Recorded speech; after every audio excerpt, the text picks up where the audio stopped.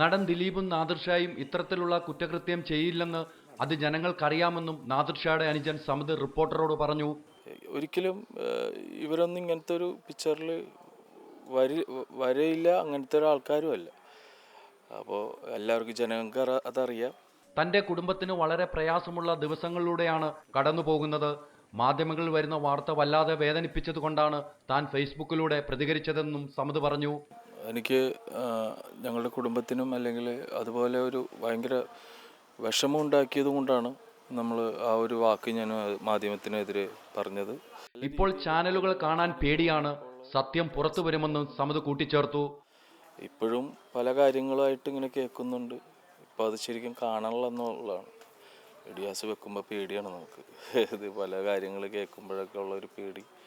എല്ലാം പഠിച്ചാൻ വേണ്ടി വെച്ചെങ്കിൽ എല്ലാം ക്ലിയർ ആകും. ആരും ഒരു ദിലീപേട്ടനാണെങ്കിലും കേൾക്കാൻ ഇപ്പോഴും ഞാൻ പറയാം, വിശ്വസിച്ച് ദിലീപേട്ടൻ്റെ കാര്യമാണെങ്കിലും ഒരിക്കലും അങ്ങനെ ചെയ്യാൻ പറ്റില്ല. ദിലീപേട്ടനൊന്നും ഒരിക്കലും ചെയ്യേയില്ല. ദിലീപേട്ടൻ അങ്ങനെ ചെയ്യില്ല. ഇപ്പോഴും നാദിർഷായെ പോലീസ് ഉടൻ ചോദ്യം ചെയ്യുമെന്നുള്ള വാർത്ത പുറത്തു വന്നതോടെയാണ് വിശദീകരണവുമായി സമദ് രംഗത്തെത്തിയത്. ക്യാമറമാൻ വിനോദ് രാമനോടൊപ്പം VS ഹൈദർ അലി, റിപ്പോർട്ടർ, കൊച്ചി.